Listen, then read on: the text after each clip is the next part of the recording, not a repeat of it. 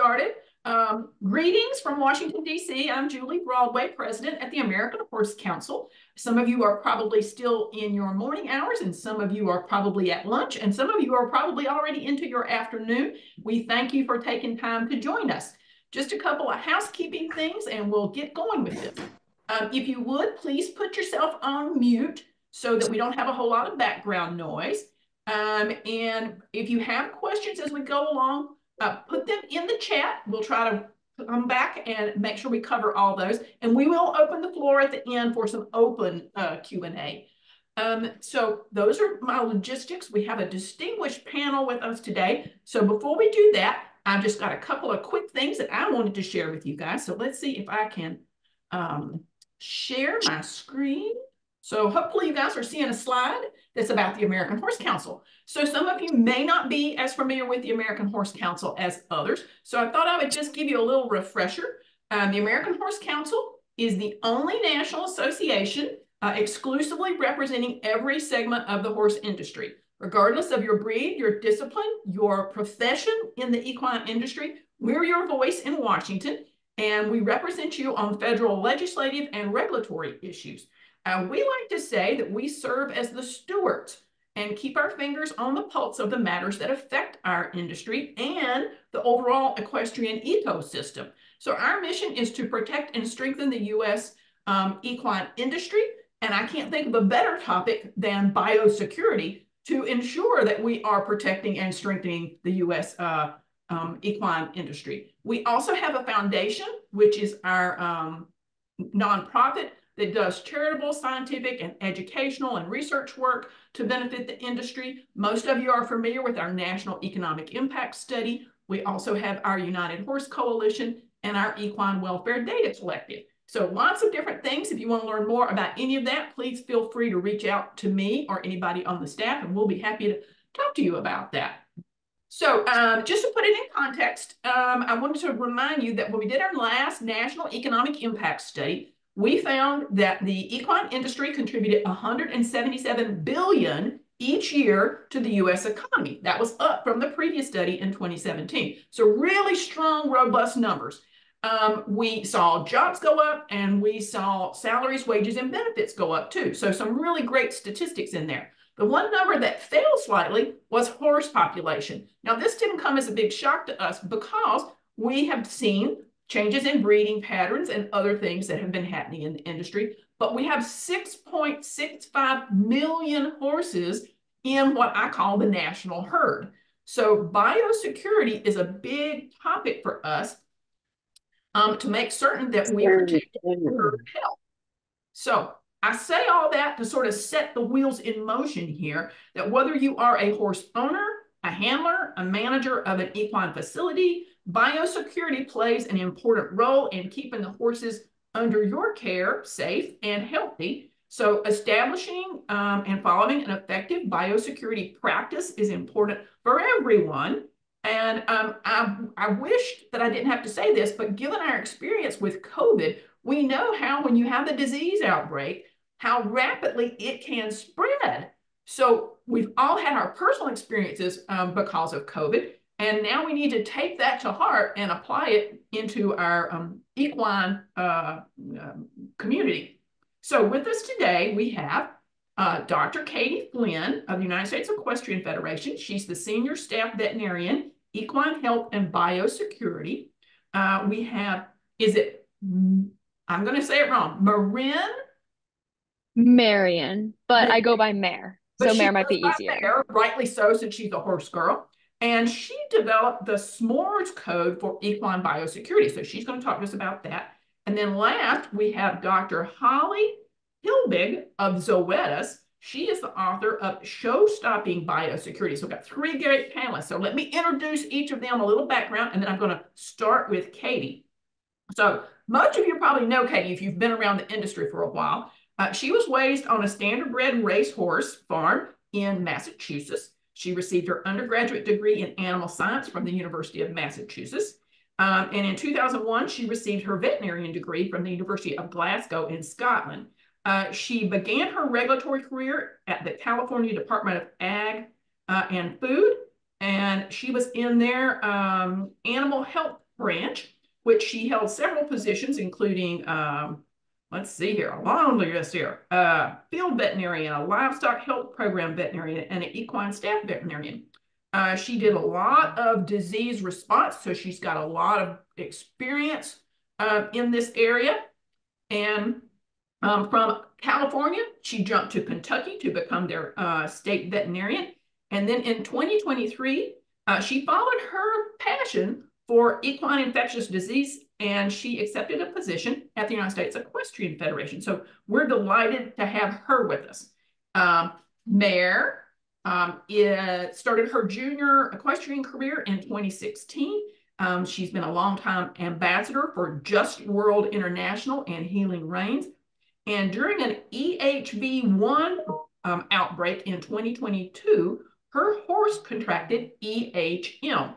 And she worked alongside the head veterinarian at the California Department of Food and Ag on biosecurity prevention measures.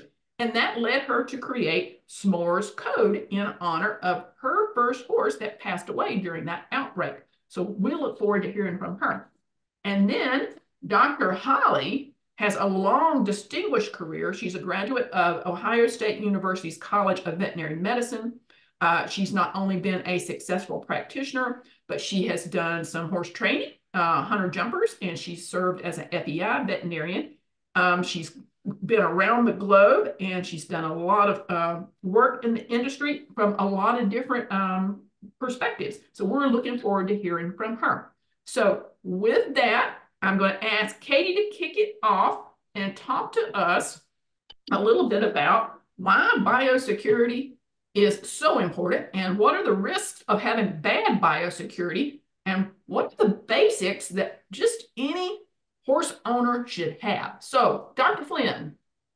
Thanks, Julie, and thanks to the American Horse Council for putting this webinar together on a very important topic that's been near to dear to my heart for quite some time.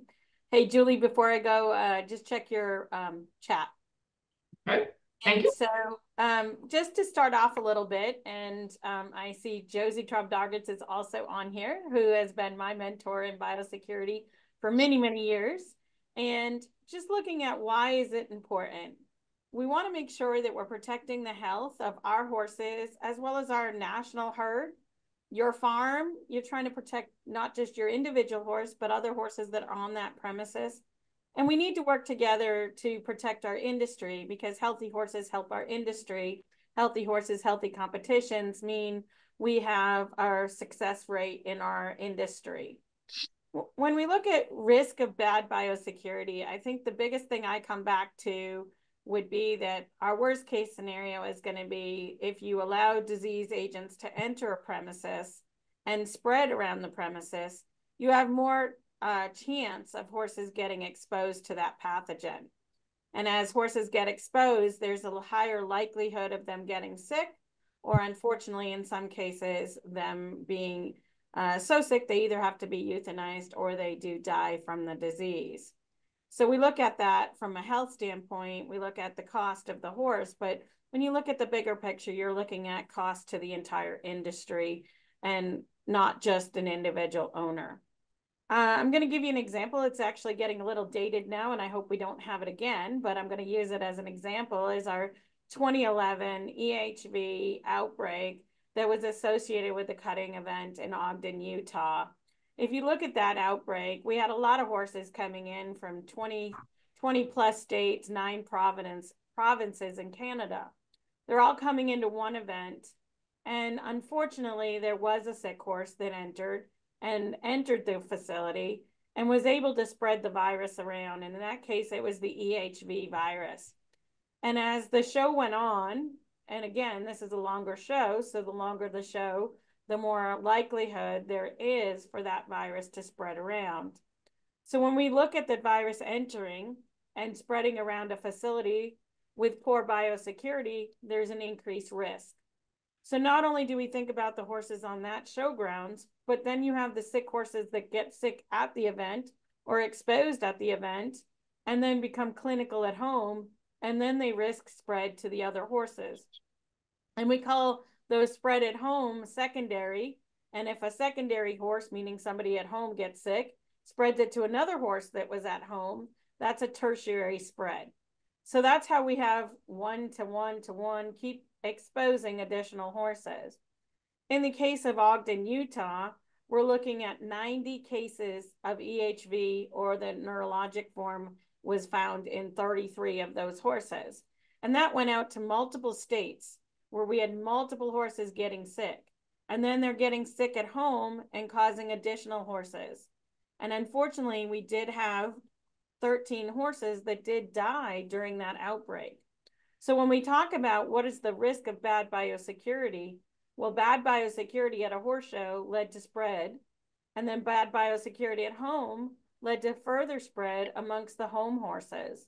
So again, it's looking at going to an event and commingling horses. What does it come down to? It comes down to individual biosecurity and ensuring your horses are healthy. So when we think about what are some of the basics, and I like to call it the 5 tips, is what I tell people. If you limit horse-to-horse contact, like direct contact, nose to nose, keeping your horses stable close next to each other, with horses that are unknown to you or from an unknown location and you don't know their status, that's horse-to-horse contact, whether it's direct contact or respiratory, aerosolized from horse in the neighboring stall. So if we limit the horse-to-horse contact to the best of our ability, then we're limiting the spread of disease. If we limit the number of people that touch that horse, unfortunately, we do have horse shows where folks like to go and pet the noses of every horse. Well, as you go down the line and pet the horse's nose, you're also going to spread potential pathogens. So if we limit it to just the essential people and making sure they practice good biosecurity, like at least using hand sanitizer between each horse, that is a good way of preventing pathogen sharing. And then again, we have to look at those indirect ways that pathogens can be spread. So how can a pathogen be spread, like a virus or a bacteria? Well, in addition to on the hands of folks, it can be on any equipment. So if we avoid sharing of equipment, such as the bridles or halters or any of those things without cleaning and disinfecting them in between, then we limit the exposure to other horses. A common thing you see at horse shows and around the home barns is wiping the noses of a horse. And if we share that nasal rag or wipe and do it to multiple horses, that's a great way to spread respiratory pathogens. So if we keep designated equipment for the individual horse, then we're limiting the exposure of pathogens to the next horse. And if we do have to share equipment, we really should think about how do we clean and disinfect between horses. And some of that leather equipment, whether it's your saddle or bridle, you really don't want to look at using some disinfectants that may be harsh on it. So your best friend in that case is going to be your sun. The ultraviolet light or the sunshine is actually going to kill some of those pathogens.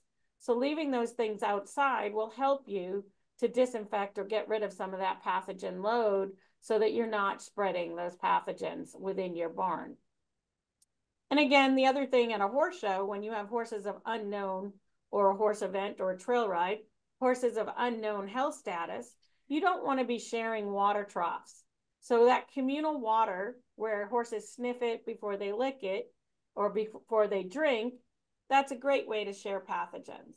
So if we can avoid use of sharing that communal water, then we can avoid the pathogen sharing. Lastly, the way I look at it is monitoring your horse's health, knowing what your horse's normal temperature is, knowing what its abnormal temperature may be. So monitoring for clinical signs as well as an elevated temperature.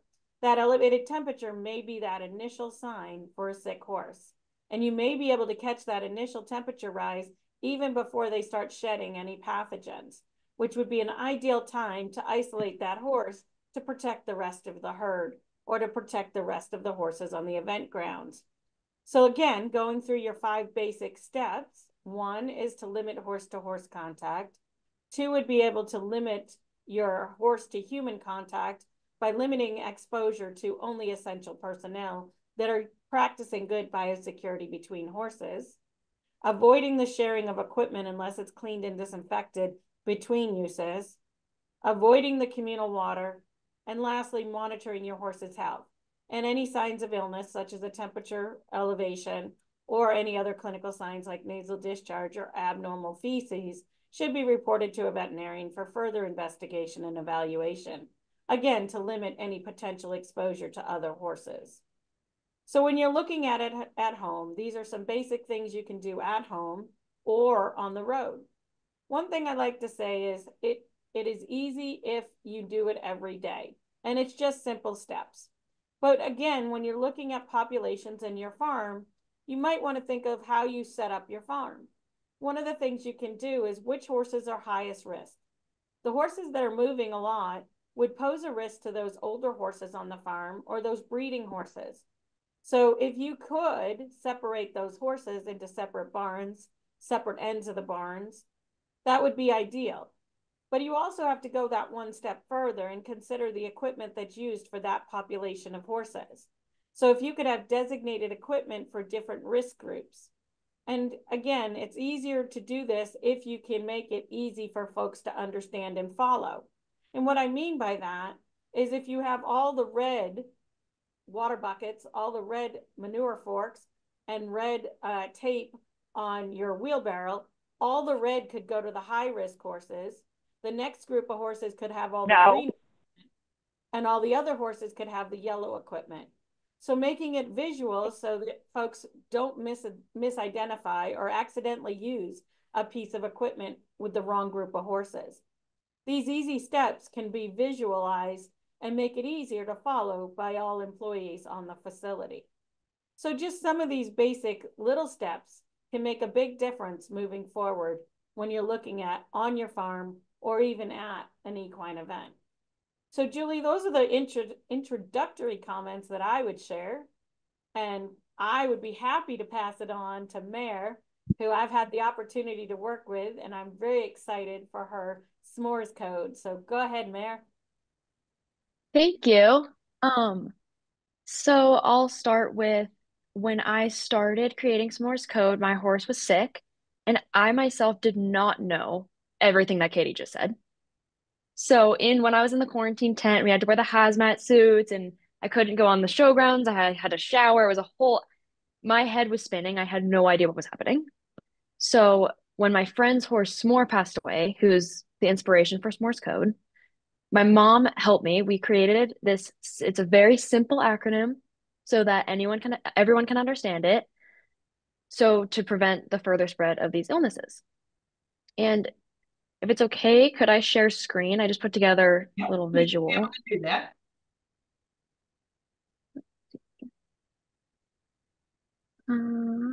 Yep, we got it. You can see it? Okay.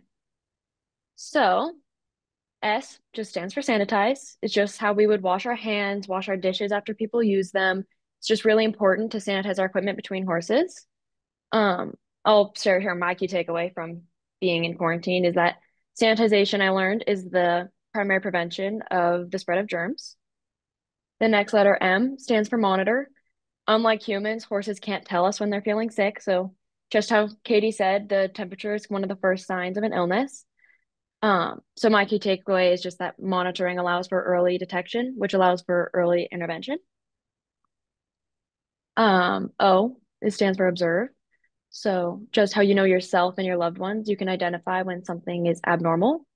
It's important to know the normal in order to detect the abnormal. This could be your horse feeling lethargic, maybe they're stocked up, dragging their feet. And my key takeaway from this was knowing my horse is normal, I could tell when he wasn't feeling good. R stands for report. So looking back at COVID, similar to how you would report your positive COVID test to your boss or your teachers, it's really important to report to your vet if your horse has feeling sick, has an elevated temperature, just so that we can implement proper quarantine measures.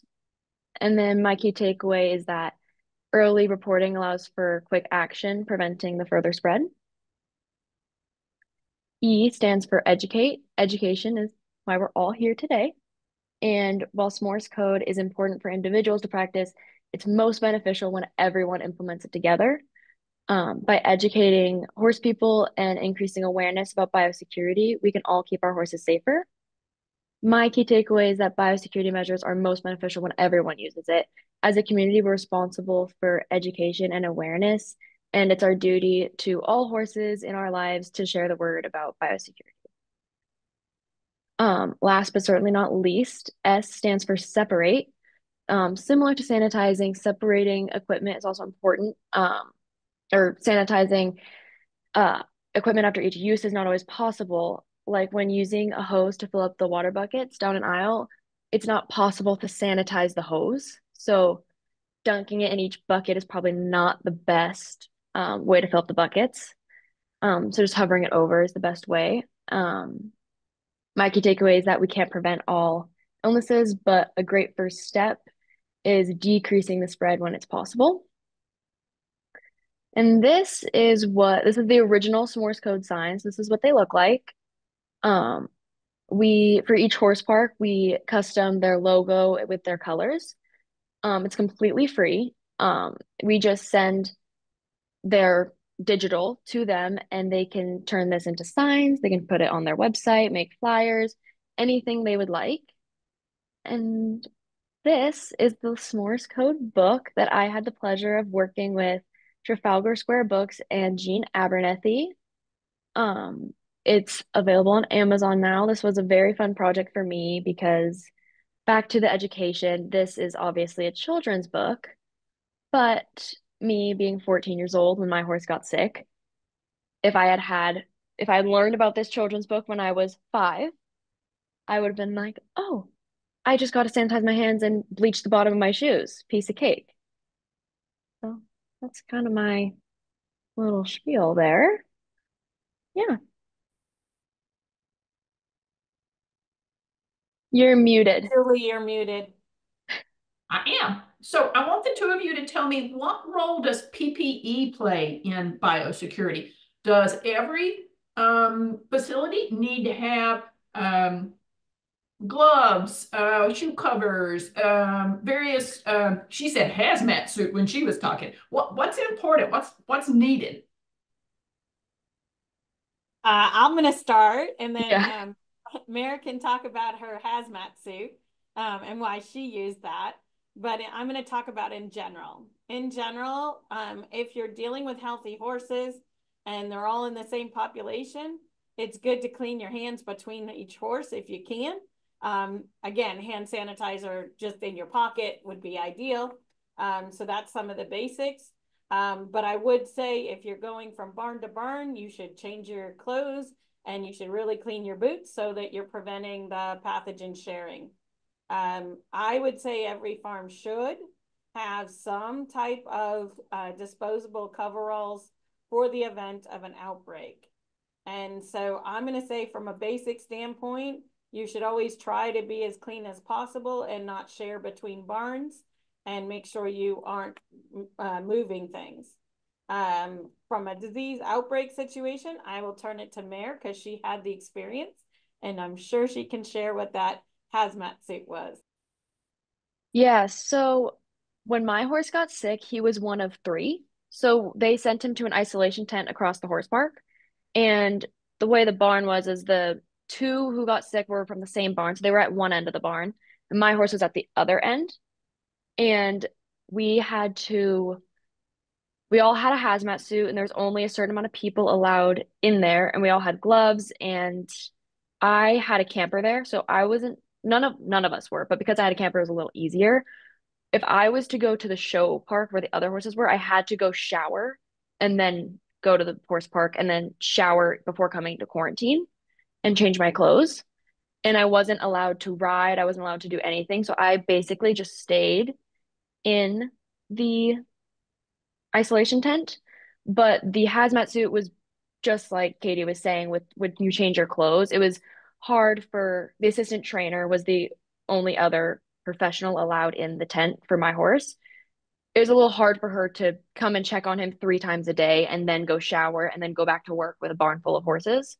So the hazmat suit was specifically for her and those types of people to limit the amount of times she had to change her clothes and do the laundry. Just yeah, that's pretty much all I have to say about the hazmat suit. So as far as sorry, Julie, let me just make one clarification. So Yeah. as far as the hazmat suit, it's actually called a Tyvek, and it's a Okay, I was gonna disposable. say it's probably That's yeah. okay. It's disposable coveralls that you put over your clothing, and you would put gloves and disposable booties on if you didn't have rubber boots that could be cleaned and disinfected. In the event of an outbreak, you would also want to have a foot bath for entry and exit to the facility to where you're isolating the horse. And I've used various things for isolation foot baths. They do have some disinfectable mats that you can purchase. Or the one thing I've done is I've used a cat litter box, and it works great to put some disinfectant in there and put some water in there and disinfectant, and you walk through it.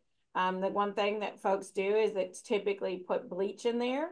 But just remember that bleach is inactivated by organic materials. So the more dirt you have on your boots that go in there, and the more dirty it gets, the less effective it is. So it has to be regularly changed to make sure that it maintains its efficacy. There are other disinfectants that can be used that are less corrosive and less damaging than bleach, such as intervention or one of those other accelerated hydrogen peroxide products. So that's really what we need to keep in mind when we're looking at what supplies to have on hand. Is it's also important to have a supply of disinfectant that is appropriate for the population and areas that you are trying to disinfect. Okay, so we got a question in the chat. It was, I heard that the disinfectant mats don't last and become inactive with use. What's the number of uses you recommend before replacing those mats? Yeah, that's a great question. And there's some labels that actually give additional information on those mats. And there's I'm aware of 3 different varieties of them. And it really becomes how effective they are based on what you're using as a disinfectant, and can you still get the disinfectant to cover the areas that you need. One thing with a disinfectant mat versus a foot bath, the foot bath is making sure it's getting over the whole area. Those mats, unless they're super squishy with disinfectant, may not reach into the areas. And again, any caked on dirt or manure needs to be taken off. So if you have some type of brush before you actually go into a foot bath or on those mats. Excellent. I have a quick question, Katie, before I get to the one in the chat. My question is, can we put this in terms of how it affects an owner's pocket? How long is your horse going to be in quarantine, and what's it going to cost you? And I mean, this can add up. Yeah, it's a great question. I can't give you an actual number, but I can give you some of the cost parameters. Number one, you're going to have the treatment cost for the horse. So again, depending how severe the clinical signs are, if it's a neurologic horse, it may need severe care or a lot more medical treatment. In the case of a horse that goes down, it might have to be going to a vet hospital to get slung or to keep maintaining its circulation. And then you have all the medications associated with that care of that horse. So again, it's the medical cost that you have to think about. As far as the isolation, again, it's the cost of whoever, if there's added personnel that have to be there, because as Mayor said, no one else should be handling other horses and going back and forth. So dedicating personnel and equipment to that area. As far as how long, that is going to be dependent upon the disease that is occurring in that population. Strangles can be, for example, a lot longer than EHV in order to clear that quarantine or that isolated population. Typically in an EHV situation, at best, you're looking at 21 days or 21 to 28 days in that type of situation where there's an EHV outbreak. In the case of a sick horse, you're also going to have to look at the testing costs because you are, in most cases, going to want to test it to make sure it's negative before you remove it from the isolated population and put it back into the general population. There are some alternatives of waiting out time instead of testing those horses, but it is also going to be dependent upon the state that you are in and the quarantine rules and regulations within that state. Okay, good. The question in the chat was, how do we keep our horses safe at events like expos where the purpose is to allow the public to interact with your horse? And they're probably going stall to stall, nose to nose, patting them on the face. Yeah. So I've been asked this question a lot. And what I tell people is take responsibility for your horse and make sure that there is somebody there and educating the public. And if the public does touch the horse, make sure you're giving them hand sanitizer so that you're not spreading the disease or introducing something to your horse. So I'm a big proponent of making sure somebody is there to educate. If they want to touch them, they have to understand that there's a disease potential, and passing it to another horse is not what we want to do. So we want to practice good biosecurity. And as Mayor said, it's all back to education. And so hopefully with the kids book, we can say, hey, we don't want to keep touching everybody's horse's nose as much as we want to. Gotcha. So one more question from me, and then we're going to see if anybody else in the audience has one before we go to our next presenter. Tell us the importance of cleaning the stalls when you trade horses in and out, cleaning the inside of the trailer, maybe, because you're putting horses in and out. What's the protocol for disinfecting all those surfaces, Katie, where you could possibly have something lurking? That's a great question. I think the biggest key point to say is you must clean first. You cannot just spray a disinfectant. It is not going to work effectively. So cleaning means removal of all organic material. That does not mean let's just get out the majority and leave all the shavings in the corner because we can't get them out. It really does mean cleaning the entire surface area and making sure you clean from top to bottom the entire stall. And once it's actually cleaned, then you can look at disinfection processes. And disinfection processes are important to think about because you're looking at what type of disinfectant you're going to use for the surface. For example, the trailer has more metal, so you don't want a product that's corrosive to metal. Whereas your stall are made of different materials. Most likely those stalls are wood. And you have to think about that wood is a porous surface, so it's going to not really get into the cracks and crevices. So you're really going to have to first clean it and scrub it, and then apply a disinfectant that's going to have some ability to sink in and get some of those really hard to get places. But the wood stalls are probably your most challenging in cleaning those out effectively, disinfecting them. So one thing I will say with a disinfectant, always read the label, because the most important thing to think about is contact time. Because if the product, you throw it on and then rinse it off right away, it's not having the appropriate contact time. The other thing to think about is in the hot summer, that disinfectant may just dry up and it may not be on there for the contact time that it needs. So you might have to reapply it. So it's really important to always follow the label instructions. And again, looking at what surfaces, because you don't want something to be as corrosive on those metal surfaces, and you want something that's actually going to act on the surface that you have. So really the key things to think about is you must clean before you disinfect, and you must find the appropriate disinfectant for the surface that you need to disinfect, and then making sure that you apply it in accordance with the label instructions, and importantly, the contact time before you rinse it off. And again, always put a horse in once it's completely clean, disinfected, and dried so that it's safe for your horse to enter. Thanks, Katie. Anybody else in the audience got a question at this point before we go to our next speaker? Okay, we reserve the right to swing back to you, Katie and Mayor. Dr. Holly, are you on with us? I am. I had to change my location. It kept kicking me off. I'm so sorry. No worries. We're delighted to have you with us. Zoetis is the sponsor of this webinar, and we're delighted that Dr. Holly of Zoetis could be with us. So tell us a little bit, Holly, about what else is there to say about biosecurity. You wrote this book or this article called Show-Stopping Biosecurity. What's the tips or tricks that you would offer the audience? Yeah, thank you so much, Julie, for having me. Mayor, nice to see you, and Dr. Flynn, you again as well. I mean, there are so many tips out there. Dr. Flynn and I could spend days and days and days talking about this. And I think that I'm on here to share kind of my own personal experience. So I was the official veterinarian at the World Equestrian Center for the last 11 years before starting to work for Zoetis, which is a pharmaceutical company, a leading pharmaceutical company in animal health. And while I was there, we had an outbreak. Luckily, it was influenza. I remember sitting there as we're waiting for the PCR test to come back, saying, please don't be herpes, please don't be herpes, or please don't be strangles. I think that would maybe even be worse.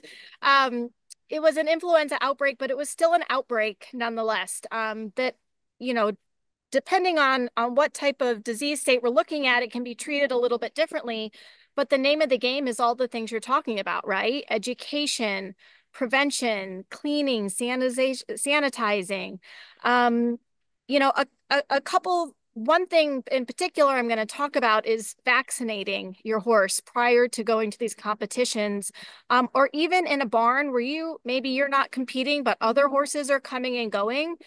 It is so important to vaccinate. And, in the equine world, you have your core vaccines, which are ones that are required. Every horse every year should be getting Eastern, Western, tetanus, rabies, and West Nile. Those are core vaccines. And believe it or not, some of your risk-based vaccines are going to be flu and rhino, which is your herpes, strangles. Some people will vaccinate with Potomac horse fever, botulism. There's a whole slew of risk-based ones. But in my opinion, any horse that is traveling or living at a farm where horses are traveling, there is no reason why they should not have a flu rhino vaccine every 6 months. And I think people get a little false sense of security that if they vaccinate, that their horse isn't going to get sick. Okay. And I can tell you that's not true. I had over 40 horses in quarantine. Every single horse was vaccinated within the last 6 months, all PCR positive for influenza, vaccinated with Zoetis's vaccine, BI's vaccine, Mariel's vaccine. It had nothing to do with who made the manufacturer vaccine, but horses still became clinical, okay? Luckily, because they were vaccinated, their clinical signs were less. They were sick for a less number of days versus had they not been vaccinated. It's just like you and me. So if we get a COVID vaccine, doesn't mean we're not going to get COVID. It just means we're most likely going to not be as clinical as somebody who has not received the vaccine. When it comes to vaccines, I do recommend vaccinating 2 weeks prior to transporting, showing. You want to allow times for those antibodies to build up within the horse to reach maximal, efficacy of that vaccine. As a horse show vet, I refuse to vaccinate anybody at the horse show because a lot of horses, that is not a rule in USEF, which Dr. Flynn, hopefully we can implement this at some point. People would come and need their vaccines. And I said, no, go home. Because what happens is we vaccinate these horses and a lot of times they can have a low grade fever, just like you and I. Number two, if you were to do a live vaccine intranasal, and you try to PCR with a nasal swab, it's going to come back positive. So if you test that horse, it's going to come back positive and everyone's going to freak out.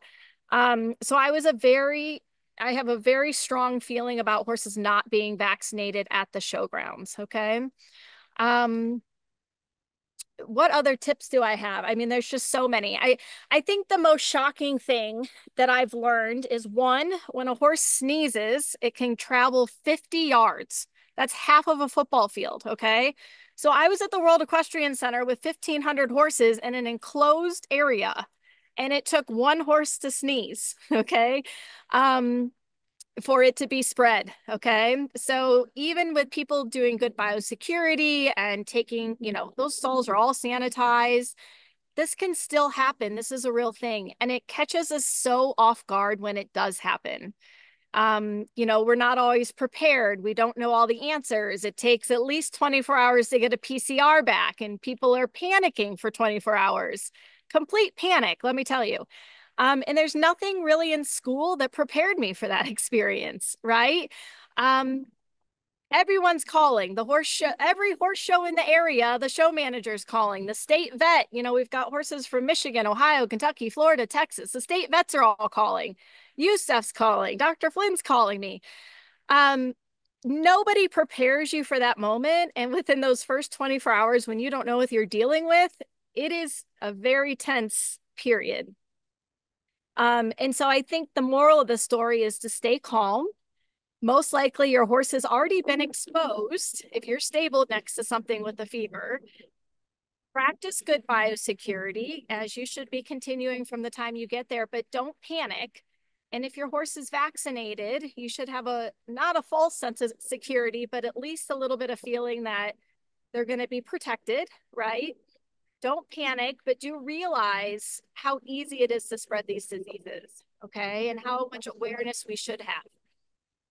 The last thing, a little pointer I'm going to throw out there, and, I don't know, Zoetis might not like me saying this, but a lot of people will buy vaccines from Tractor Supply and go vaccinate their own horses. And that is acceptable at most sanctioned events, okay? Maybe not in FEI, but pretty much everywhere else, maybe not the track now. I think HISA has tightened down on it, veterinarian strictly given. But there is a huge benefit having a veterinarian vaccinate your horse for a couple of reasons. One, if that horse becomes febrile or sick, they have a responsibility to come and help you. The other big thing is that most of these companies, Zoetis, BI, Merck, they have a guarantee. So if your horse does become sick, a lot of them will offer, like Zoetis offers up to $5,000 in testing and treatment if your horse was vaccinated for flu rhino and tested positive and showed clinical signs. And that's it. Not only having the veterinarian's backing, but also a pharmaceuticals backing, no matter which company you're using, is really a big deal. And you don't really know that until you get into it for the first time. But then when you do, you realize how important it is to have your veterinarian vaccinate your horse. Not only that, they can help you make a customized plan for your horse, right? Instead of just knowing, okay, they need these core vaccines, but what risk-based ones does my horse need? Let your veterinarian help you to build a good protocol for them, for your horse, because each horse is going to pose different risks based on where they are geographically, how much they're traveling, what type of stable environment they're in. So I am completely open to answer any questions about an influenza outbreak that I dealt with personally, or anything from the pharmaceutical side, or from being a practicing veterinarian. So feel free to ask any questions that you'd like. Awesome. That was great. I have one question quick, Katie, and maybe you and Dr. Holly can answer it. I know there's been a lot of stress recently around the avian flu and about diseases that can cross species. Talk a minute about that to try to help people understand what's the risk, what's not so likely to happen. Do you want to answer this, Katie, or you want me to? Sure. I'll take a stab at it. When it comes down to, and I think it's Julie, it's similar to the question that's in the chat on, is it better to give it to yourself or wait for a vet that can come out? There are a lot of efforts going on the veterinary side. But from my perspective, I'm going to echo what Dr. Holly said. It's actually significantly benefit to have a veterinarian administer these vaccines. And the one other thing I would add to that is when you buy it from Tractor Supply or another place, and again, I'm not slighting Tractor Supply, I'm just saying when you go to some place where they have the vaccines, it's important to understand that they may not be stored and transported in accordance to how they should be stored and transported for that vaccine. So if it's stored outside the temperature range, for example, it has potential to be an ineffective vaccine if you were to give it in that case. So that's something to think about in addition to, having your vet give the vaccines. The vets are receiving them in a controlled manner. They're getting logged from the company. The vet has that assurance when they're getting it from the distributor.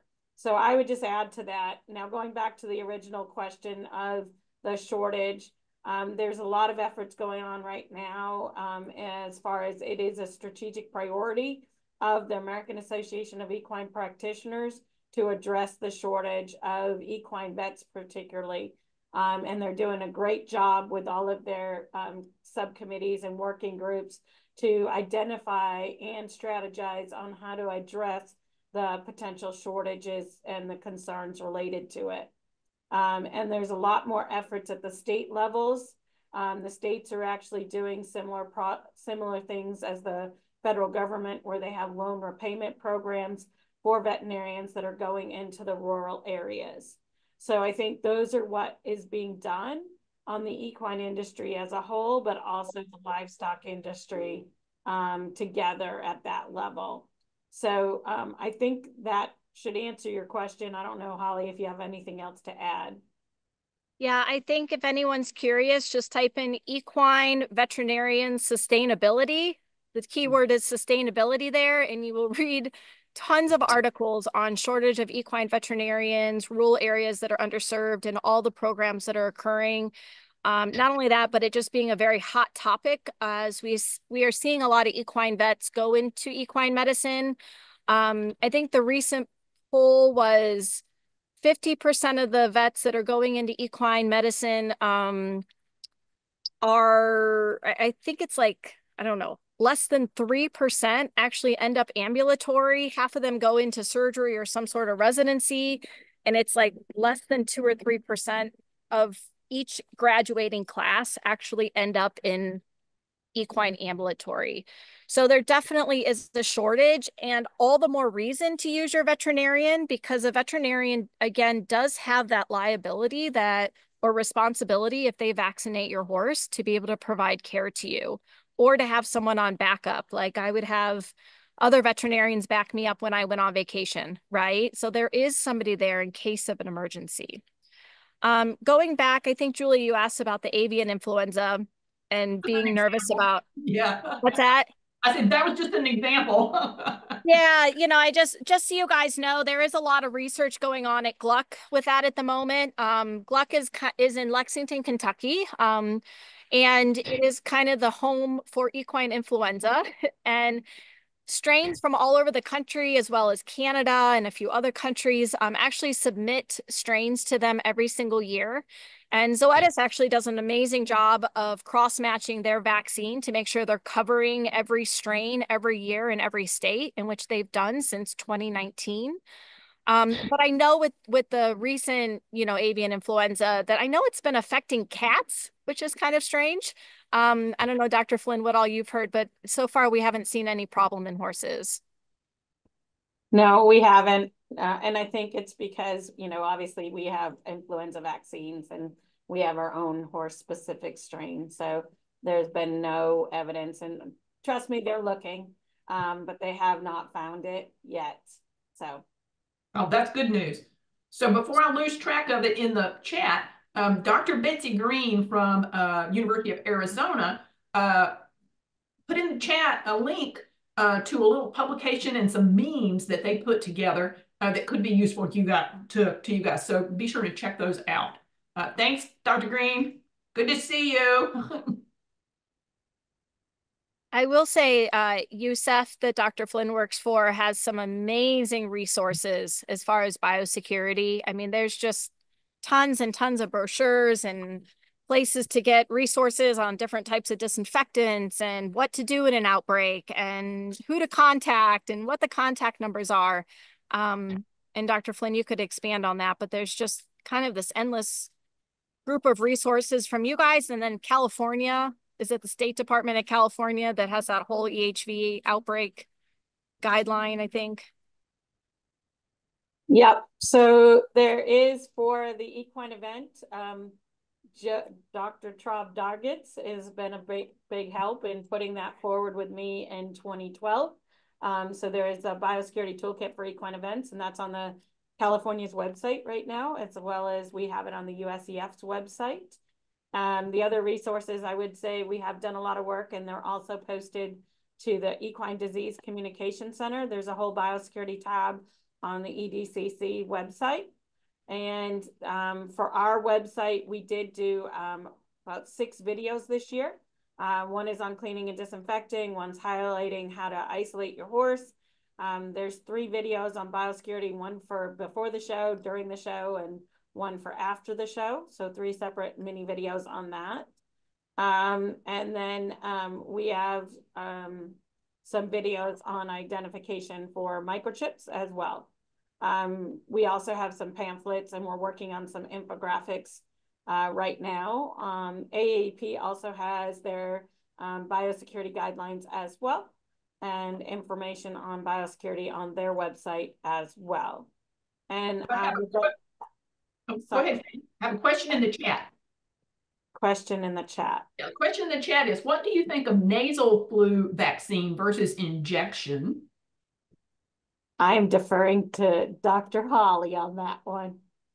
Yeah, so there is an intranasal vaccine, and that is a modified live vaccine. So modified live meaning you're giving the vaccine live, but it's modified, and meaning it should not cause any clinical signs. So in the face of an outbreak, I'm actually, if you have horses that are not positive and need to be vaccinated, I'm actually in favor of an intranasal because that live vaccine is going to work so much faster. Okay. Where a killed vaccine, which is usually given in the muscle, can take about 2 weeks to really build that antibody up. Okay. And quite honestly, there's not a right or wrong there. Sometimes with the intranasal, it's difficult to get a horse to stand there while you shoot this up into the nose. Okay. So that can be a little bit tricky if you've got some, a pony or a donkey or something that's really fighting you, in which an IM shot would be a lot easier. I think it just depends on the situation. But for me, there's not a right or wrong answer. It's 2 types of vaccines. They're both going to give you pretty good protection. The intranasal, because it's live, is going to work a little bit faster, but could potentially have more risk of having clinical signs versus giving a killed vaccine. That's kind of the short of it without getting into too much science. Got it. Okay, back to the chat. Abby, unmute yourself. You share with us your experience at University of Minnesota on H5. Thank you for giving me a little bit of time. So H5 has been basically devastating our poultry industry since 2015. And I was actually in Arizona in March for a work conference, and I got a call from our poultry virologist that we had goats in the state of Minnesota that had tested positive for the H5 influenza strain.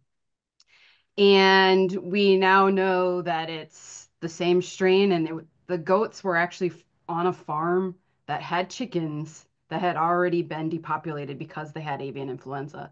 So we know it's cross, they're not super spread, but they're just crossing species boundaries. The same thing happened in Utah or Idaho with some alpacas. The chickens were infected on the farm, and then it crossed over into those animals. But they presented very differently than a chicken. Like chickens and turkeys die fairly quickly from avian influenza, highly pathogenic avian influenza at least. But the goats and the alpacas were actually having late-term abortions or stillbirths. Or specifically with the goats, the kids were dying within the first few days because it was being transmitted in the milk. The cats, oddly enough, we're finding them more often than not on our poultry farms, as well as now the dairy farms. And there's 14 states that have infected dairies. Confirmed infected dairies. We suspect that there's a lot more states that have infected dairies. But the cats sort of show clinically more like the birds do, and they die rather quickly, and they get neurological to the point where they have like goofy twisted necks. They go around in circles, and these are like our barn cats, feral cats that might be running around the country neighborhood. And there are even reports where a poultry farm worker wasn't fully decontaminated after they left their farm and went home and infected their domestic house cat. So biosecurity is super, super, super important. And so professionally, yes, I'm a poultry biosecurity person, but Daryl knows I've shown Pinto since 1991. I'm a horse kid at heart. So I so love the opportunity that you guys are sharing this information. I know Dr. Green well and her messaging. And so I just wanted to throw this out there that it's not off the table that horses can't get influenza, avian influenza. We just haven't seen it yet.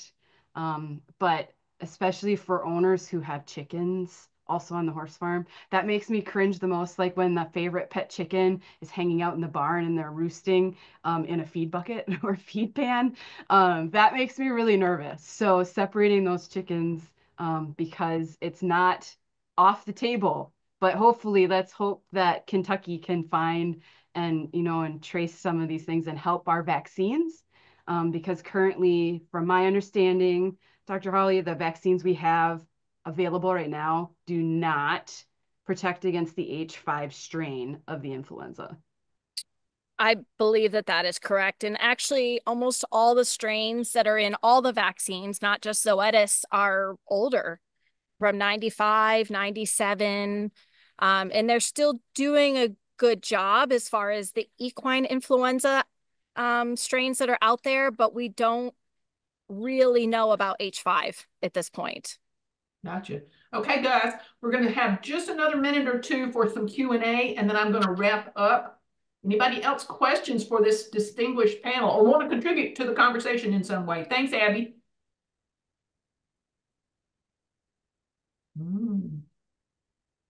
Okay, well, we're going to close by saying biosecurity. Put it on your radar. Make sure you're being smart about this so that we minimize any potential that we might see something significant spread across the national herd, as I love to call our entire population. Please mark your calendars and join us for a future event coming up on Friday, October the 25th, so this Friday. Shelter Animal Count and the Equine Welfare Data Collective are going to be talking about statistics. A lot of times the general public have ideas about when dogs go into shelters or cats. They think that's very similar in the way that horses go into aftercare, and they're very different dynamics. So we're going to be talking about some of the data we've collected and what applies to both and what doesn't apply to both. In November, we are doing a podcast on our Horses in the Morning radio network, and it's on careers in the horse industry. I speak at a lot of universities, speak to a lot of capstone classes, and those students are always talking to me about careers in the industry, how to combine whatever skill set they have with their passion for horses. So we've got a great panel for that. We're also going to hear in November from an equine appraiser who's going to be talking about the significance and the importance of having your horses looked at and doing appraisals. So there's some great content there. I can't tell you how many people call the American Horse Council and say, I have this horse that's I no longer have any use for, and I'd like to donate it to an equine assisted services facility, and I want to write it off for $30,000 because that's what I paid for it 20 years ago. And that's not how it works, folks. So you need to understand some of that. And in December, we're going to have we hope, a recap of where we are with the Farm Bill. The Farm Bill contains a lot of things that the equine industry needs. The National Vaccine Bank, that loan repayment plan for rural veterinarians, to name just a couple there.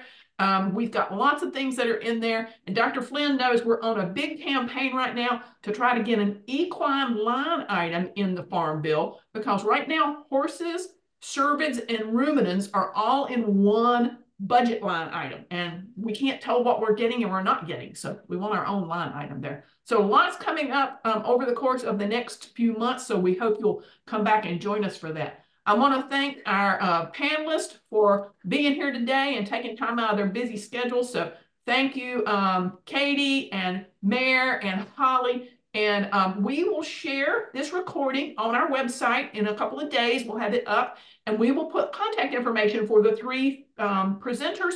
So if you come up with a question afterward, or you want to pick their brain some more, you'll know how to get in touch with them. So thank you again for joining us this afternoon. We really appreciate it, and help us spread the word about the importance of biosecurity, not spread diseases. Thank you. Have a good afternoon.